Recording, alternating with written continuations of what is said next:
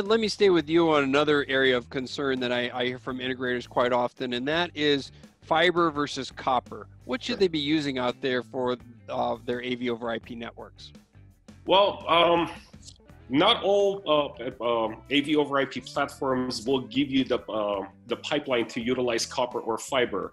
When it comes to our AV over IP, we have both engines built into it. We have copper or fiber. You could pick and choose depending on the distance. Obviously, category has some limitations.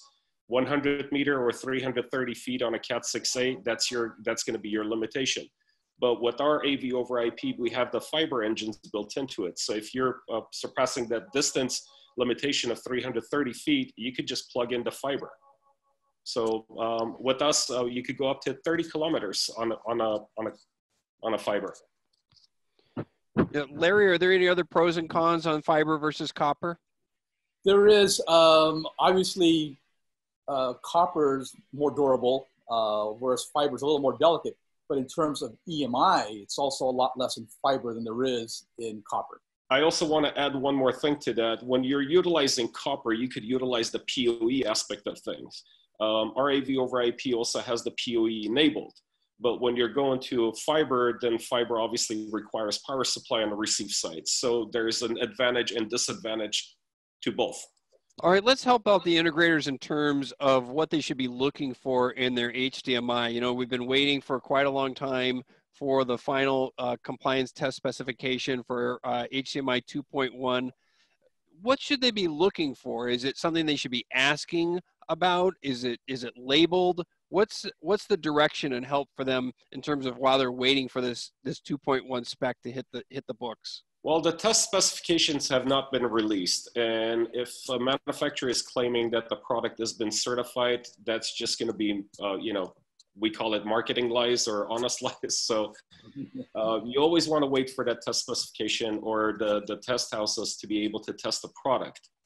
We know some of the key features when it comes to 2.1, we could support eARC, so on and so forth, but to actually have a certified product, it's not available yet. So without that certification in place, you mentioned eARC and some of the things that you guys are doing. What should they be looking for or asking their supplier when they're looking for their HDMI cable? Well, that's a good question. There is no one way of answering that. It's all about reputation when it comes to products. So if the company is reputable selling the product and you trust them in delivering on the promises, that's probably one of the better ways of looking at the product and speccing it in without any certification currently. Also, making sure that their 2.1 product is transparent. That means it doesn't have a choke on a performance. It's not fooling the EDIT. It's in thinking that it made a hard connection with display.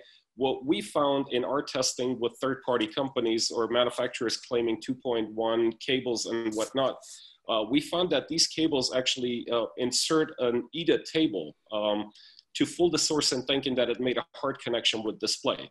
And that's false. And you want your cable to be a medium. You want it to be transparent. You want that EDIT information to be sent from display back to the source so they can make a handshake. And the desired information is sent from point A to point B. So again, it's all about transparency. And we actually make great tools that embedded into our platforms, cross-point switches and whatnot. If you plug in the 2.1 cable, if you will, if you're able to see the EDIT coming from the display, we could monitor that. And if you're seeing that EDIT come through, then that means the cable is for the most part, it's doing what it said it's supposed to be doing. But in our testings, we found that a lot of these companies actually put a choke on a performance and fooled the EDIT in thinking that it made a hard connection with display.